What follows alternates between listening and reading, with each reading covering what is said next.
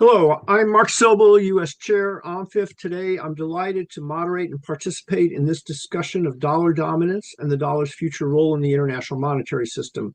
This discussion is part of OMFIF's lead up to the June 4 launch and publication of its annual and highly regarded Reserve Management Global Public Investor Survey. I'm joined by my longtime colleague and friend, Steve Kamin, now a senior fellow at the American Enterprise Institute and formerly head of the Federal Reserve's International Finance Division. Steve and I co-authored a recent paper, Dollar Dominance is Here to Stay for the Foreseeable Future. The real issue for the global economy is how and why. You can find it on the AEI webpage. I think we'll put it on our page as well. Steve did the bulk of the conceptual and physical work, and I'm deeply honored he'll share a stage, even virtual, with me. We're going to present our findings for the first 15 minutes. Then we are joined by an excellent group of discussants who will offer their thoughts and tell us whether we're insightful, dunce-like, or just banal. They are Elliot Hentov, head of policy research with the Global Macro Policy Research Team at State Street Global Advisors; Rachel Ziemba, a keen longtime follower of emerging markets, and inter alia, a founder of Ziemba Insights and an adjunct senior fellow at the Center for New American Studies; Geoffrey Yu, FX and macro strategist for Europe, the Mideast, and Africa at BNY Mellon Markets; Gerard DiPippo, senior geoeconomic analyst at Bloomberg, and before that, a senior fellow at CSIS, with whom Steve and I had the pleasure of working. And we're delighted that Gerard has taken time from his busy schedule of tweeting about food in China to join us today. We'll have time for audience questions at the end, and these can be submitted via Slido. So Steve and I plan to divvy up the presentation of our paper and for the first 15 minutes, as I said, and Steve told me to go first. So you're stuck with me for another 7 minutes or so. I'll cover dollar dominance and its outlook, and Steve will discuss the economic pros and cons. So, why do we say the dollar is dominant and will remain so? A range of measures consistently underscore the dollar's dominant role in global private finance and official reserves. The currency denomination of international trade in regions, the dollar is basically 75% or higher, except in Europe. International bank loans, the dollar has long been around 60%, the euro 20%. Yen and sterling another 10%. International debt securities around 70%, and the euro 20%. The dollar dominates use in foreign exchange transactions, according to the BIS Triennial Survey. And the most widely cited measure is the dollar's role in official reserves. In the mid-90s, the dollar's share was 60%, and that's kind of where it is now. The data don't include gold holdings, and there is evidence that gold is playing a greater role in reserve assets. And of course, the numbers go up and down over time. Market participants are looking at the margins for alternatives. Given interest in open liquid capital markets, the gravitation is towards Canadian and Australian dollars, Swiss francs. These markets are too small to accommodate major share changes. Contrary to impressions, the RMB is a juggernaut. Its share is under 3%. Also, some 3/4 of foreign government holdings of U.S. safe assets are held by countries with some form of military tie or alliance tie to the U.S. U.S. allies are more inclined to rely on the dollar. Now, will the dollar remain dominant for the foreseeable future? Yes. Tina, there is no alternative. The dollar's dominant role reflects U.S. strengths. Our economy is humongous. Despite increasing lapses, the U.S. has generally delivered sound macroeconomic performance. U.S. capital markets are the most open, deep, and liquid in the world, offering U.S. and foreign investors a wide array of financing instruments, including treasuries, the world's risk-free safe asset. Large amounts of capital flow in and out of the U.S. market with limited price impact and transaction costs. The economy is open and the dollar convertible. Rule of law and investor protections are robust. These properties are buttressed by network effects and inertia. People around the world accept dollars. Large U.S. megabanks power global payments, connecting the world's financial system. The size and efficiency of this network reduces transaction costs for international payments, giving investors little practical incentive to change. Other currencies face challenges. The second most widely used currency internationally is the euro. The euro area is a vast open economy, but many analysts now argue the euro's global financing share has not risen significantly because of the lack of a deep, liquid, sovereign Eurobond market, as distinct from German or French bonds. Europe's capital market union project remains in a fledgling state. U.S. economic performance remains more dynamic than Europe's. Many analysts ask whether the RMB could become a major global currency. The RMB is not convertible. Capital controls abound. The economy faces massive headwinds. Capital inflow, at least for the time being, has slowed, if not stopped.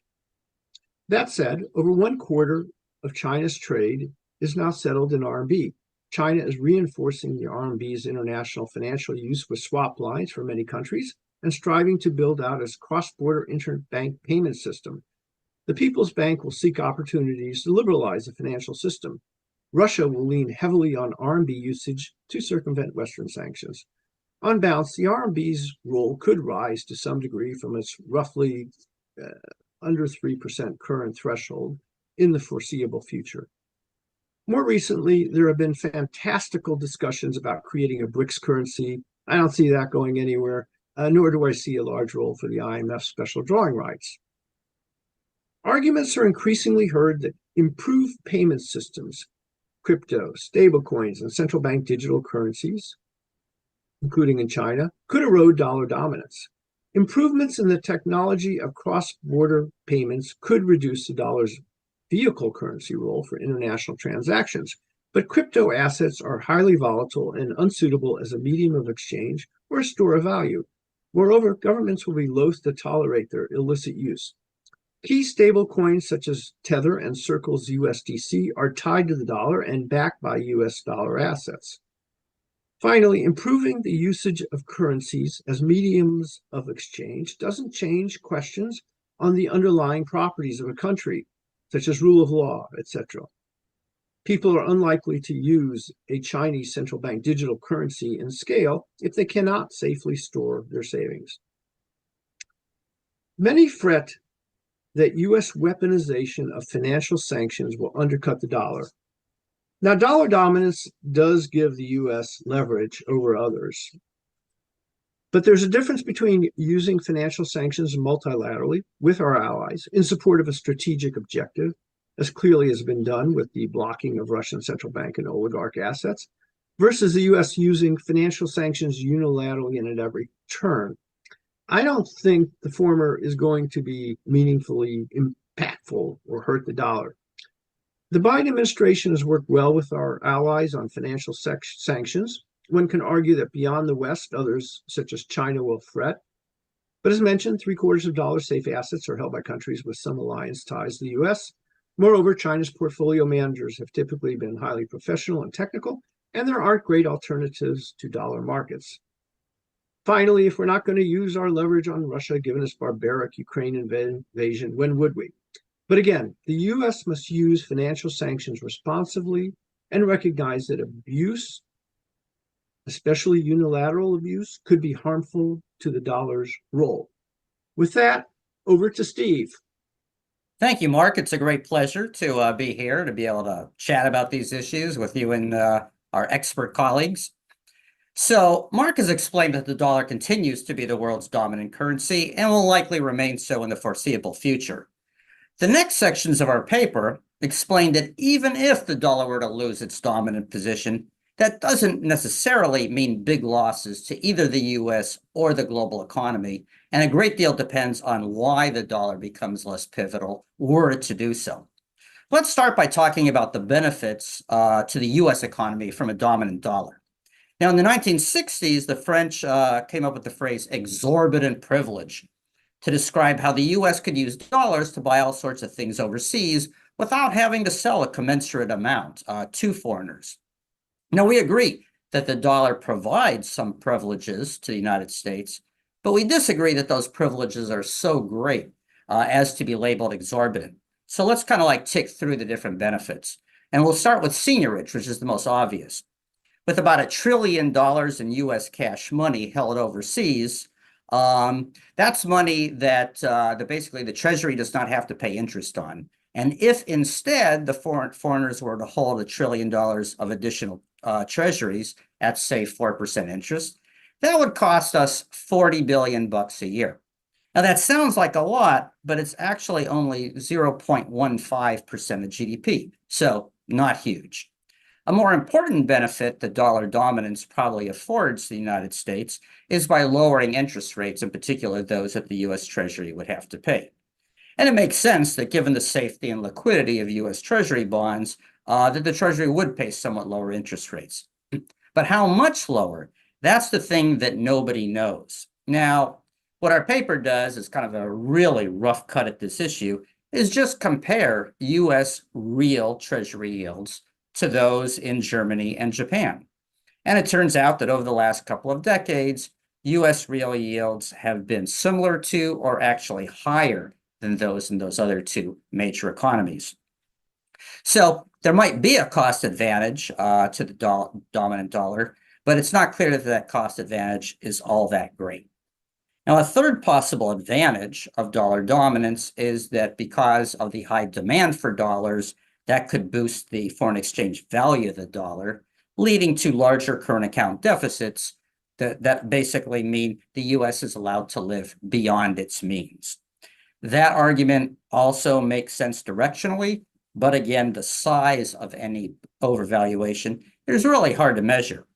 Now, the United States is hardly the only country to run large and persistent current account deficits. Over the last couple of decades, the U.S. deficit has averaged around 3% of GDP, which is a little lower than Turkey and Australia, and a little bit higher than the UK and South Africa. So not all that special.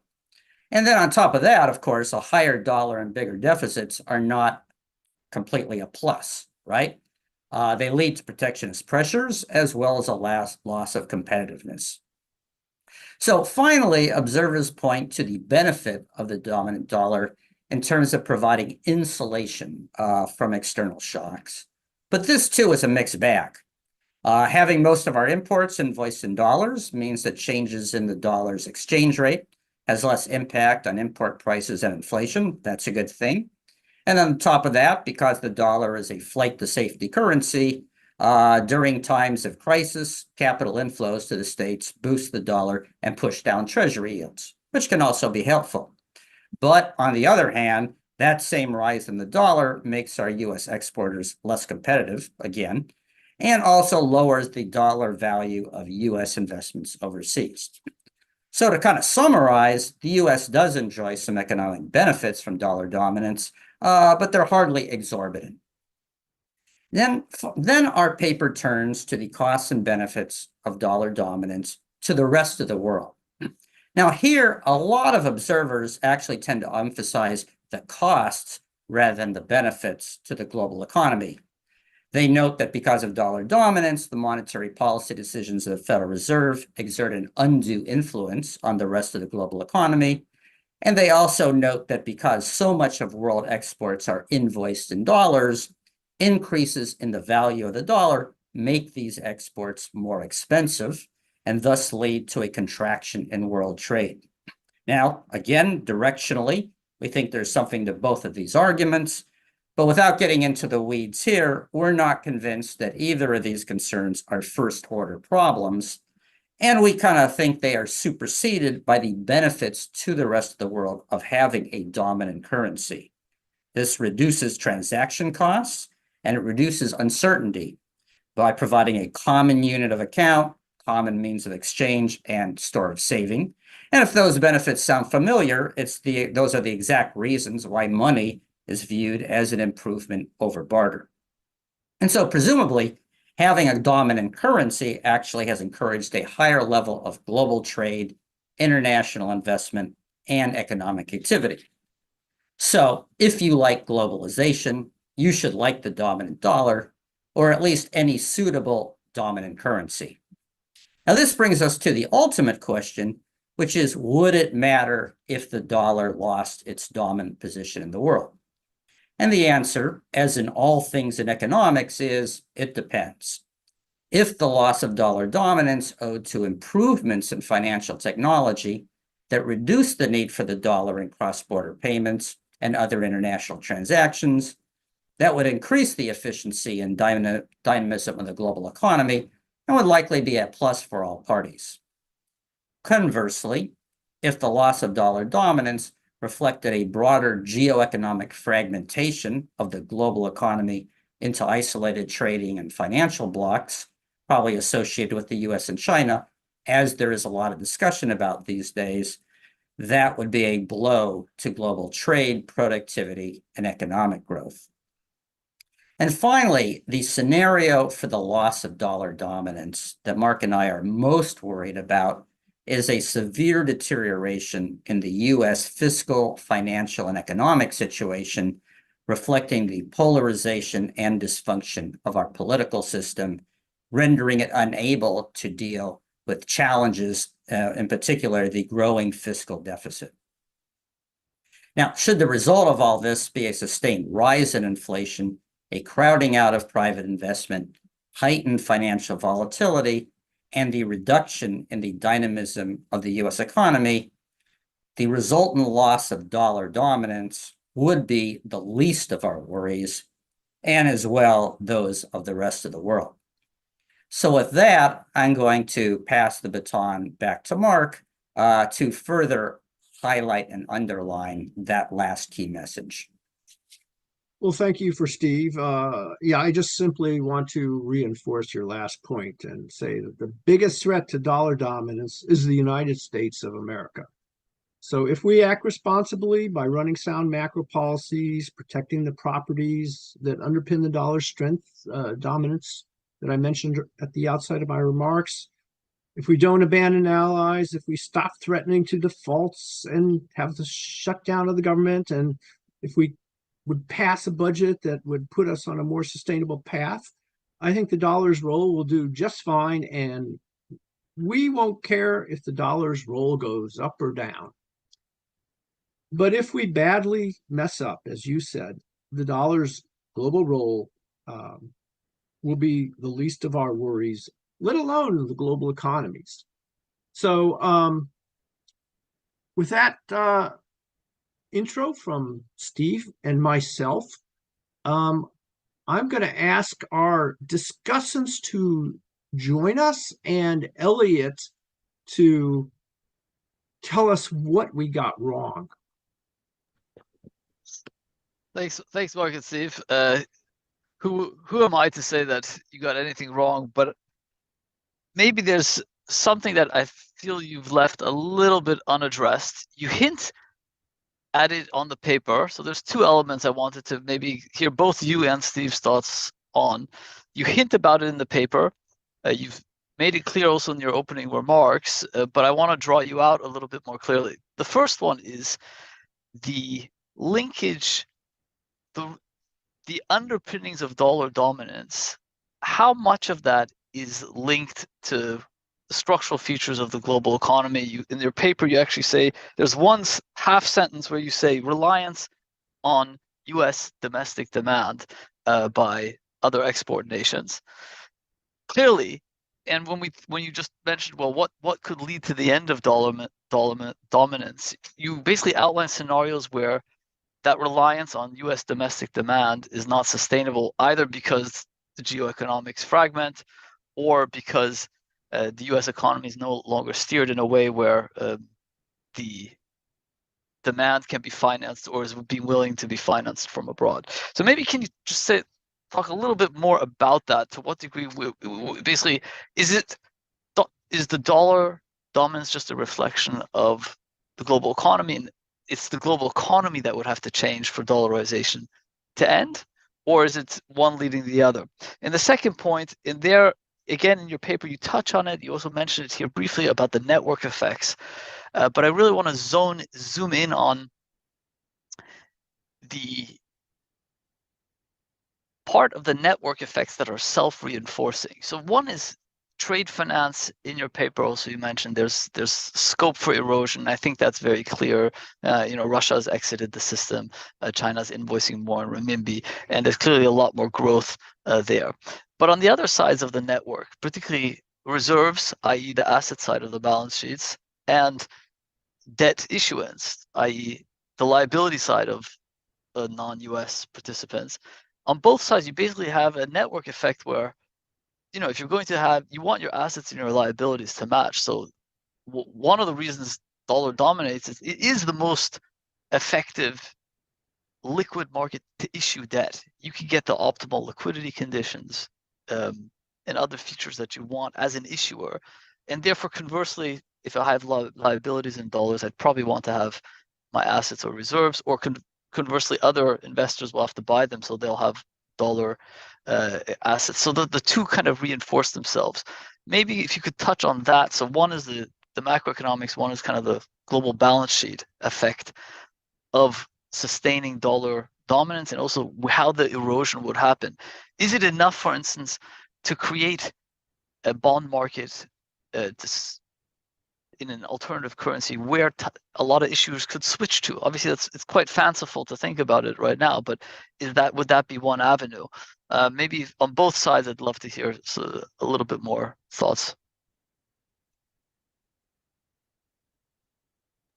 Thank you, Elliot. That was great. Rachel, we'll take this all at the end, I think. Sounds great. Mark, Steve, thank you for having me. I think there's a lot in your paper I agree with, right? I think you did a good summary. But here we're here to disagree and to push you a little bit going forward. So I wanted to bring up a couple points, and then maybe put a couple kind of catalysts to ask you of, like, how would we know if this was shifting, right? And shifting in a way that was more concerning. So I think you rightly highlight, and I'm coming at this looking at the sanctions risk, right? Because I do think one of the big, not just because I spend a lot of my time thinking about sanctions and economic statecraft, but also because I do think it's been a major driver of this shift in the increased interest in moving away from the dollar, if not yet the ability. I agree with you that there aren't really alternatives at scale, whether it's crypto or other transactions. There's definitely been some move into crypto and gold for, I think, even more inflation hedging than necessarily dollar hedging. But maybe that's a different point. But in the paper you highlight that there are only a couple of countries that see, where dollar dominance is a concern to them.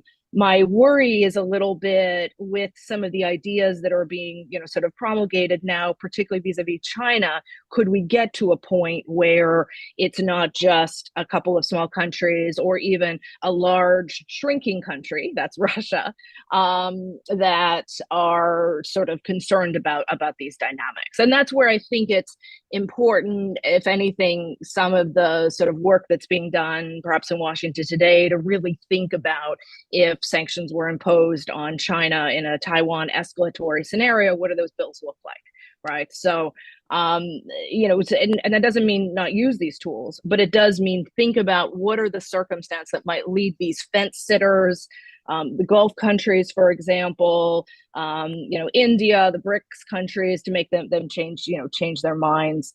And maybe to your point, it's not the worst thing in the world if that happens, if there are alternatives.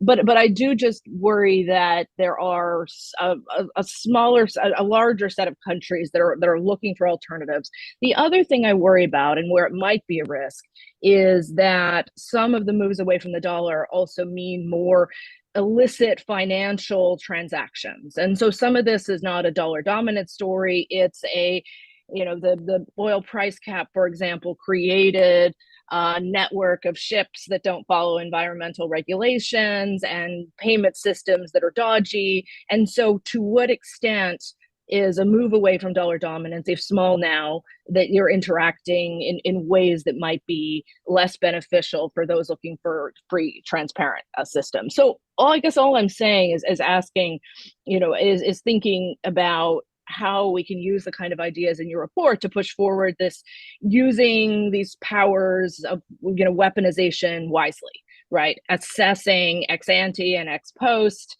monitoring unintended consequences of sanctions, of sort of the dollar dominance and the like. So I'm just interested, in your thoughts about whether this sort of sort of illicit ecosystem that might be rising is a concern. Now, to counter that, I think we do see a dynamic that even in China and in Turkey and countries like that, there's almost been a segmentation of the financial system. Companies and banks that are willing to engage in illicit Russian transactions, and big banks stay out of it, right? So that preserves perhaps dollar dominance. But I guess the question that I guess I might hammer home that comes out in your report is this coordination of the U.S. with the rest of the G10. Seems very important to me. Had there been, say, a U.S. unilateral action on freezing Russian reserves, that might have, things might have looked a little bit different. So the other, I guess, question I'd sort of leave us with, because I know I'm rapidly running out of time and I want to hear your responses and others, is just maybe a couple of things to sort of, watch.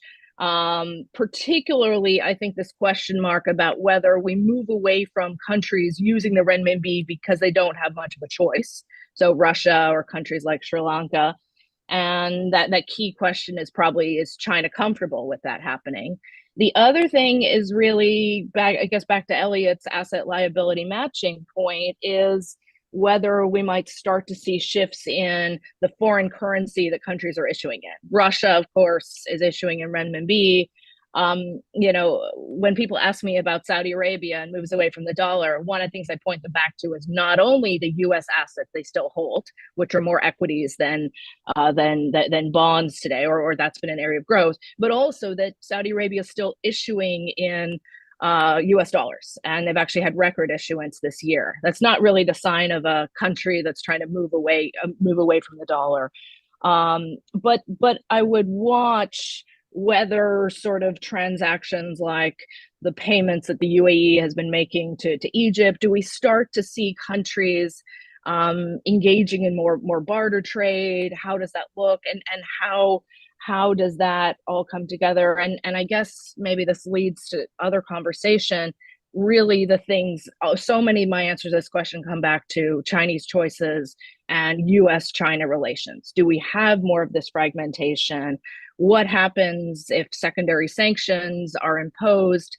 There's a very targeted threat of that out there right now. I think the way it's being implemented with Russia probably adds to dollar dominance. But I think this is an area where I never want to underestimate or overestimate. So I'm just interested in your thoughts on that. And of course, on hearing what the rest of the panel has to say. Great. And the real is still pegged to the dollar, and they want U.S. weapons, if I recall. Indeed. And it's notable, of course, that some of the alternatives to the dollar happen to be pegged. So think about UAE dirham, or think about the arguably repegged Chinese renminbi. So it's just something to watch when people say, "Oh, India's buying in UAE in dirham." What does that really mean? Is it really moving away from the dollar, or is it just one step removed from U.S. Treasury? Great. Geoffrey, over to you.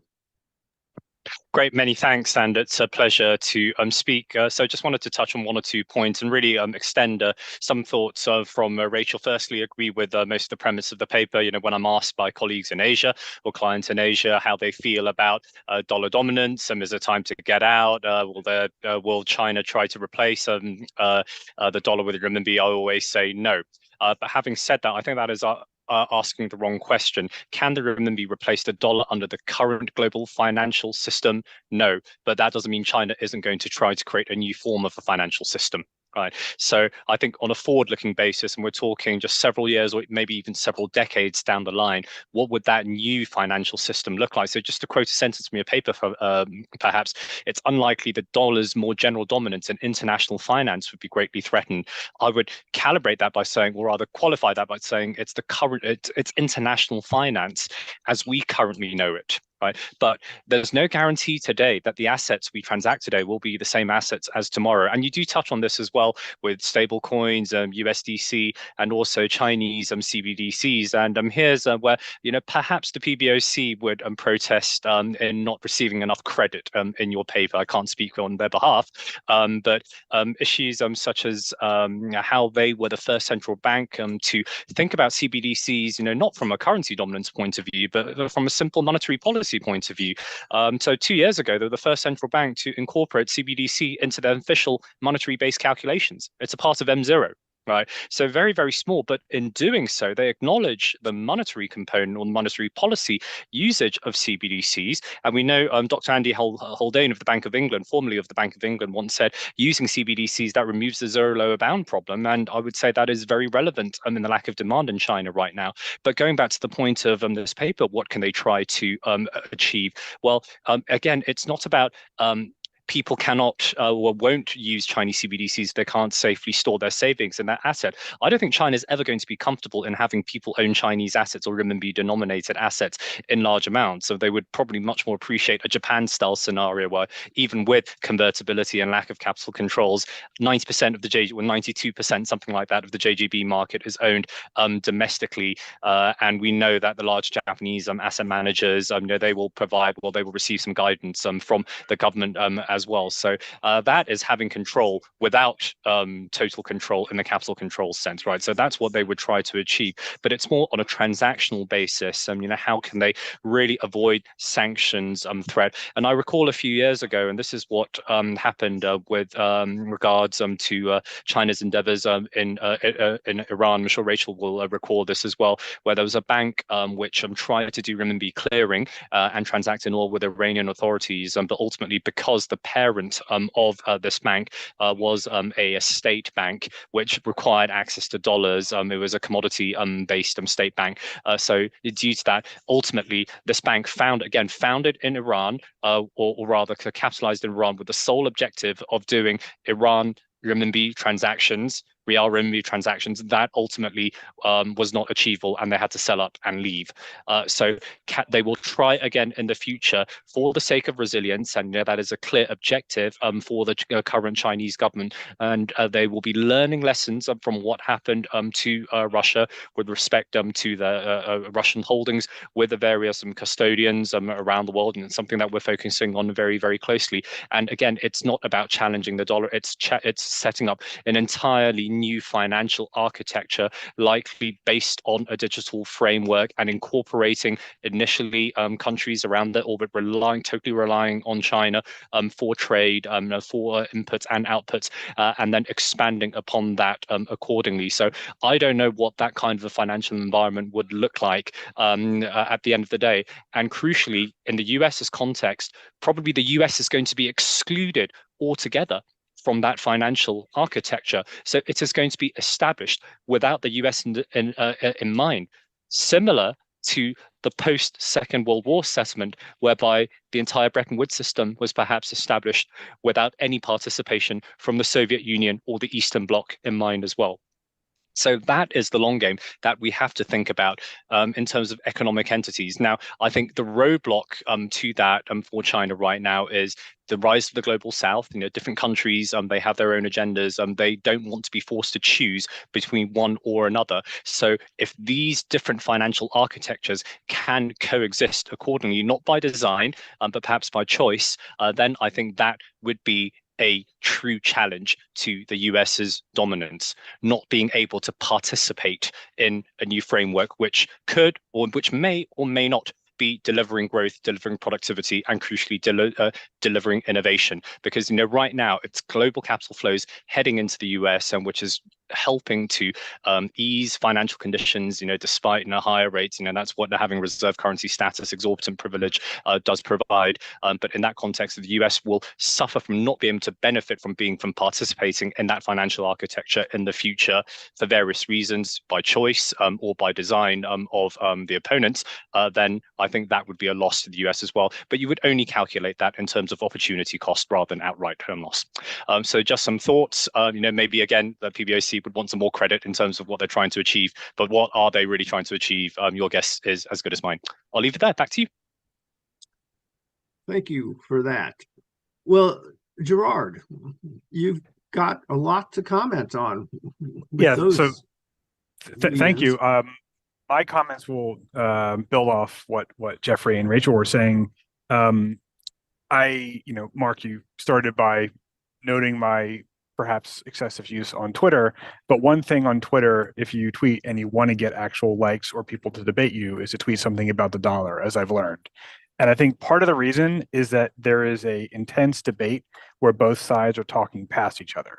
I wrote a piece at CSIS. It's called "It's All About Networking." This is maybe about 9 months ago, and I tried to draw a distinction similar to a point Geoffrey was making, that maybe we're asking the wrong question. So there are two broad sets of questions. So I call them like high threshold and low threshold. The high threshold question is, can something, most likely the RMB, replace the dollar as the world's leading global currency? And the answer to that is almost certainly no for the foreseeable future. But there's a lower threshold question, and this is one that policymakers, particularly at Treasury and elsewhere, really do care about, which is that, is there an alternative that is good enough to have robustness and rails to get around U.S. sanctions? And I think there the risk is more real. You already mentioned, Mark, that the rising trade settlement at RMB. So the figures are, so before the Russian invasion, about 15% of China's trade with the world was settled in RMB. It is now close to 30%. So China does not report who it's settling with, but some other countries do, including Russia, believe it or not. And actually using that data, we were able to estimate that about 27% of that increase is Russia, which is to say that most of the increase was not Russia, it's other economies. And if you look at IMF research on who was actually using the RMB on SWIFT, and also where the distribution of direct participants in SIPs, it's clearly skewed heavily towards Asia, so most likely China's neighbors. But the fact is, it has grown a lot. The reasons for that are maybe two that are not mutually exclusive. The first is that previously in 2015, when it actually reached its peak of 30% of settlement, and then collapsed after the August 2015 devaluation. Part of that was just a long carry trade, right? So people thought the RMB was a one-way bet, but it turned out to be, so people stopped wanting to hold RMB. The RMB was weakening actually for parts of the last 2 years, and yet people still use it more. Why? I think the difference is that US dollar borrowing costs for trade finance are much higher in relative terms now than they were back then. That was back during the zero interest world. We're no longer in that in the US. Actually, rates are higher in the US than in China. The other reason is geopolitics. And it's hard to parse those two, but they're probably both factors. And I think that's worth keeping an eye on. You mentioned swap lines. One thing with the swap lines is that it looks like, again, the PBOC doesn't report who they're using the actual exercise levels with the rest of the world, but aid data at William & Mary has estimated that the distribution of those swaps is basically overwhelmingly with Argentina, Turkey, Pakistan, and a few other countries in distress. So while they're intended to facilitate trade settlement, in practice, they seem to be used more for balance of payments support for distressed countries, which I actually don't think is bullish on their utility. It's more of like the sort of backdoor lending to countries that maybe have too many loans from China anyway. On the thing to worry about if you're worried about the sort of lower threshold question is SIPS. So SIPS is the China's cross-border interbank payment system that is not actually a substitute for SWIFT because it does use SWIFT coding. However, its use has increased a lot. Last year, they report 123 trillion RMB, so about $17 trillion in settlement over SWIFT, over SIPS. That does seem to be coming up in the SWIFT data, although it's not exactly clear. So a few years ago, about 2% of global transactions were on SWIFT were in RMB. Now it's closer or above 4%.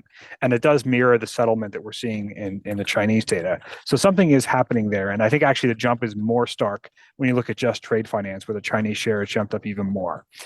Whether that can actually be a alternative rails is another question. I mean, to the point of, the Iranians try to set up their own bank, but most banks are ultimately going to need to have relations with other banks that are still on the dollar network. So the networking effects are very powerful when it comes to sanctions. However, it is certainly plausible that the US could lose visibility into a lot of those transactions.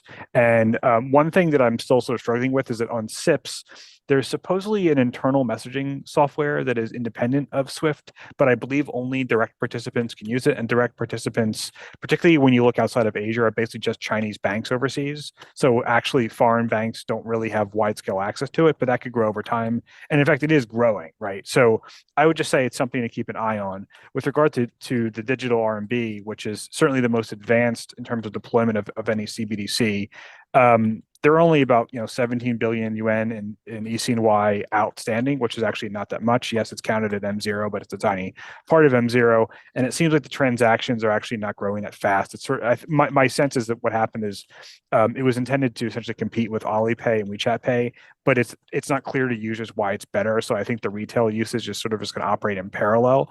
But the thing that I think is more interesting to watch is the cross-border wholesale uses, which is the mBridge program, which is still a pilot program. That actually does operate on blockchain, which maybe is a distinction that doesn't matter, but it does.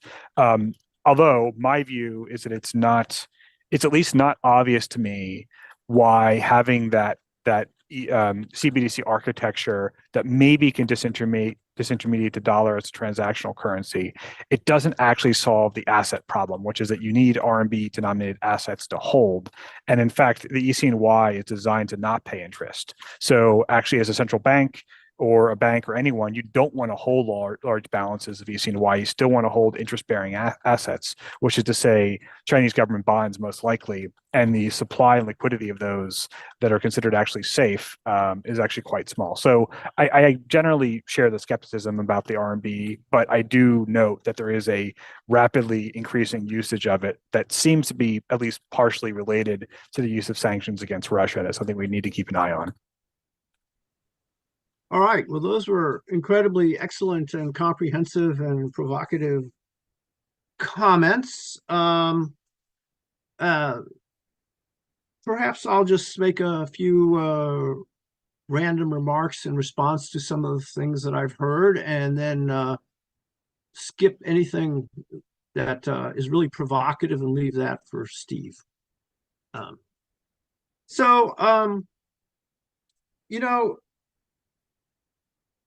Elliot's remarks reminded me of a major part of my career, which were debates about global imbalances. And at the time of the Pittsburgh G20 summit in 2009, September 2009, as we were climbing out of the GFC, we put forward this notion, the US did, of strong, sustainable, and balanced growth, which was adopted by the G20. And it basically said, well, the US needs to increase national savings. That probably meant fiscal policy actions. And the rest of the world, China and Germany in particular, needed to boost domestic demand. I note that 15 years later, US is still in deficit and those guys are still in big surpluses. So I'm not sure much has changed. But I would say that as envisaged at the time, we in the US would welcome such a reduction in global imbalances, a more balanced global distribution of demand. What impact that would have on the dollar's role, I think is a somewhat different question. I'm not sure that it would have a significant role, but it would be a much better global economy from a US perspective. Perhaps I was hearing indications that when it came to sanctions, there are a lot more questions one has to keep an eye on. It's a more difficult discussion than perhaps we suggested. It's obviously hard discussion to get your arms around. I think Gerard made the point about network effects and inertia are very powerful, as I did in my remarks. So I do think that that somewhat mitigates the issue. I think in the interchange that Rachel and I were having, when one hears questions about the global South, but then in the case of Saudi Arabia, they peg to the dollar. They want U.S. armaments at a set, etc. So it's a very difficult issue. I don't have tremendously great answers to it. I do think the point about the U.S. using them wisely is an antidote to some of the concerns that it would have a major dollar impact.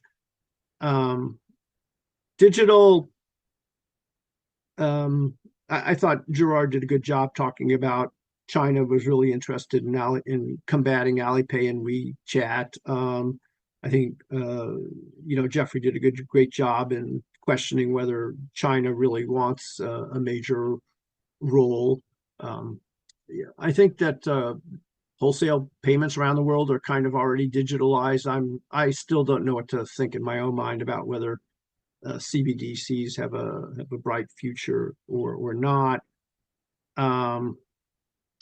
So a lot of and again on the RMB, just to say, I do see it playing a greater regional role, not just in trade, and I do see its role in some of the metrics that I outlined at the beginning rising. I think that would be understandable, but again, I don't see it taking huge leaps and bounds. And with that, over to Steve. Thank you, Mark. I'd like to thank our panelists. Those were a lot of really useful and interesting remarks, which I will not in any way be able to fully address.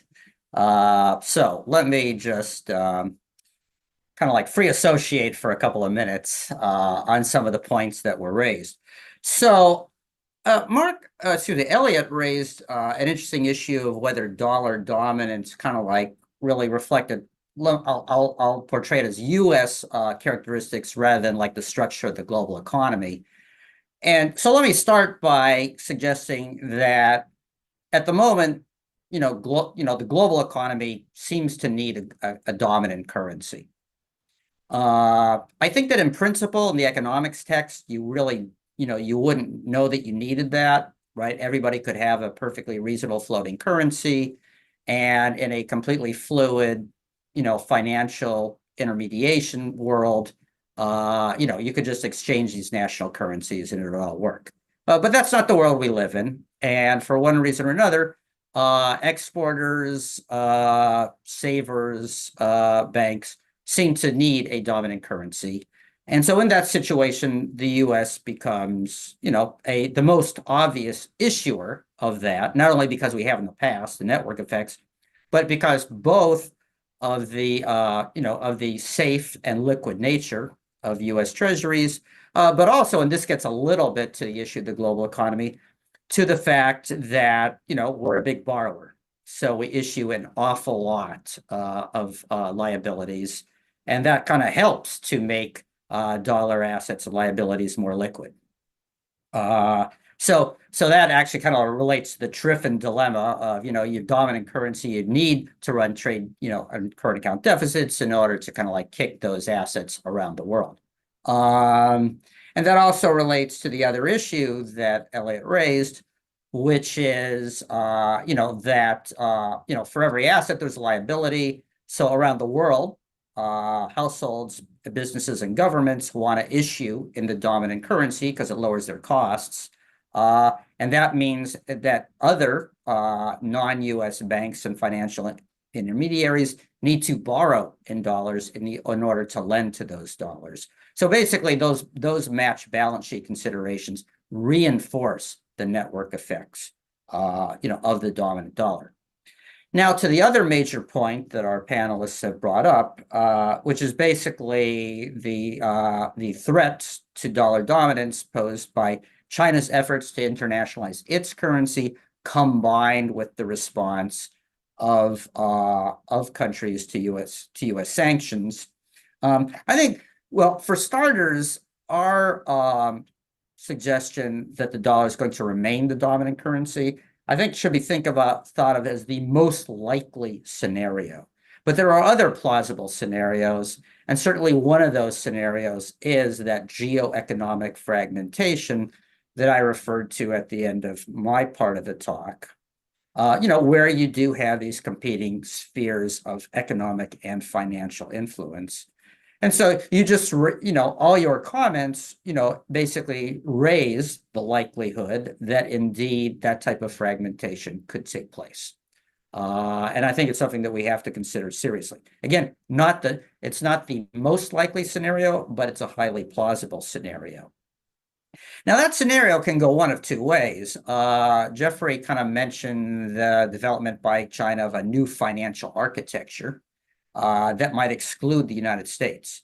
Well, let me just say that if that new financial architecture basically ends up being a voluntary private architecture that countries engage in voluntarily because they, for one reason or another, I don't know that there's any reason that the United States would be excluded from it, right? U.S. multinational banks would be as eager to make money in RMB as in dollars. Conversely, if that new financial architecture basically had a heavy geopolitical element and that excluded the United States, that would be a horse of different color. And I think that would be much more concerning for prospects for the U.S. and the global economy. And I'll stop there. Fantastic. Well, questions are just pouring in. So let's all have some fun together. One question was about BRICS plan and whether that represents a serious alternative. As I said, I don't think so. So let me throw a few out. There's a question about NIP, Steve. That's really up your alley, so I'll leave that one with you. Could foreign remunerated CBDC undermine the dollar? Well, I'm going to treat the discussants as answerers now to these questions. So, Geoffrey, could you take that one on? Oil markets fracturing, could that weaken dollar dominance? Rachel, that would be great for you. There was a question about setting up are there costs to setting up alternatives? Surely yes. That definitely could be a factor. Elliot, comment on anything. And then there's a question about how could a Trump presidency play? Could it increase the euro's role? I don't know. Let's I'm going to wait till November to even think about whether we have to deal with that question. That's my cop-out answer to that one. So great. Steve, tell us about NIIP. Well, shall I start by defining it for those of you who may not know? That Please. Stands for the U.S. Net International Investment Position. And it's basically all of U.S. claims on the rest of the world minus all of the rest of the world's claims on the United States. And that has indeed gotten much more negative in the last couple of decades. And as it says in my chat box, it's around a negative 66% of GDP. So yes, income is positive, but can it last forever? What if it rises to minus 100% of GDP? So let me first point out that a lot of the reason that the NIP, as we call it, has gotten a lot more negative is actually not because the United States owes more in debt to the rest of the world, but because our stock prices have risen so much. And that has actually amplified the value of the claims by the rest of the world on the United States. So that's not really that bad a thing. And in fact, it's not measured in the NIP, but that same rise in stock prices has increased U.S. wealth as well. So part of the decline in the NIP needs to be taken with a bit of a grain of salt. But all that said, if the United States continues to run large fiscal deficits. And if those, as they tend to do, bleed into persistent large current account deficits, then as the NIT gets more negative for that reason, indeed, our interest payments on that will constitute an increasing burden on the U.S. economy, and that's a problem, and one that we show no sign of dealing with at the present, and nor even in the near or nor even in the far future. So I'll stop with that.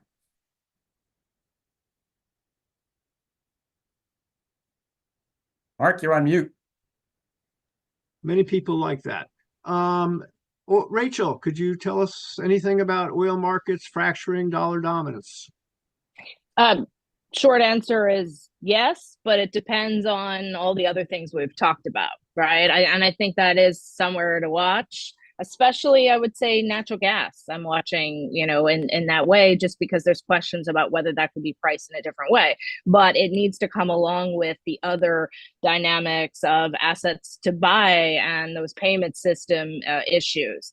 It would probably be rational for China and Saudi Arabia, who trade a lot with each other, to do some more of that invoicing. But it's really about that question mark of payments, and that worry I think that's come through all of here, which is just more is it not just dollar dominance, but what about the other financial architecture, the financial crime monitoring architecture, all of that which has been built upon dollar dominance, and that's maybe more sort of the thing to watch or be concerned about from a U.S. policy standpoint. So I just think there are a lot of people out there that take statements of country X is going to invoice, and then it's actually a very small amount of trade. So I think this is where coming back to the data, trying to pull together the data, and that's why work by people like the Atlantic Council, people like OMFIF, the IMF, to really try to get a sense of what the volumes are, I think is really important here. Because otherwise you just end up with groups talking past each other, like Gerard was talking about in his remarks. Thank you. Geoffrey, would you like to comment on a foreign remunerated CBDC and Amplify?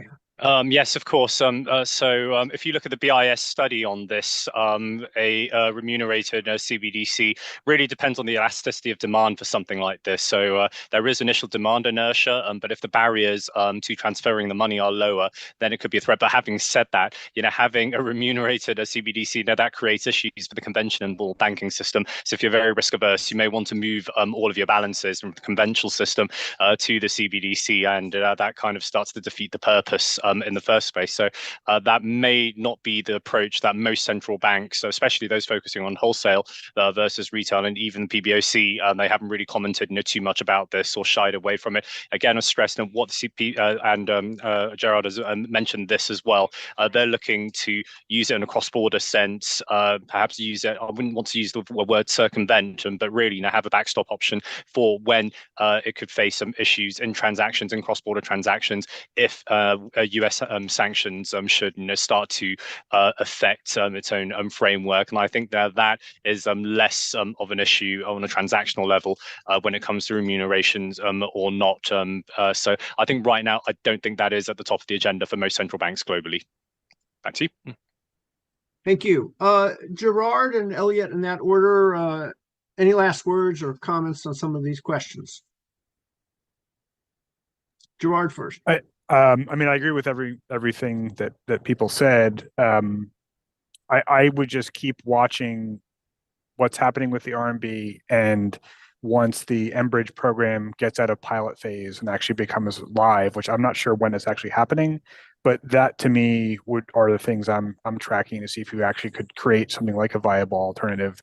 To state the obvious, I think the only real sort of network effect alternative to the dollar in the geopolitical sense is the renminbi, right? So that's the thing to watch. Everything else is either part of the U.S. alliance network or pegged to the dollar, as was already mentioned. So it's largely a U.S.-China story. That is a great point. Elliot. Basically, just echo Gerard's point. I think the lesson from 2022 is that you had this very structural, slow-moving de-dollarization effort among very professional, sophisticated reserve managers over 2 decades. A lot of the diversification went into geopolitical extensions of the dollar. So basically, other than the renminbi, all the alternative liquid proxies that you could actually shift into easily turned out to be on February 24th, 2022, dollar equivalent. So Russian reserves frozen across all G10 as their dollar reserves. And even gold, which has risen among reserve managers as an alternative, obviously does not provide the same type of liquidity and convertibility features that the dollar has. So yes, it's ultimately a geopolitical, geoeconomic question. Fantastic. Well, I'm going to wrap up. Steve, any last word? Well, then we've run out of time. So I want to thank Steve for joining me today. I want to thank our panelists for some outstanding remarks and insights from which we've all learned. I want to thank the audience for joining us. Greatly appreciate your interest in this issue. And wherever you are, go have a good day. Thank you.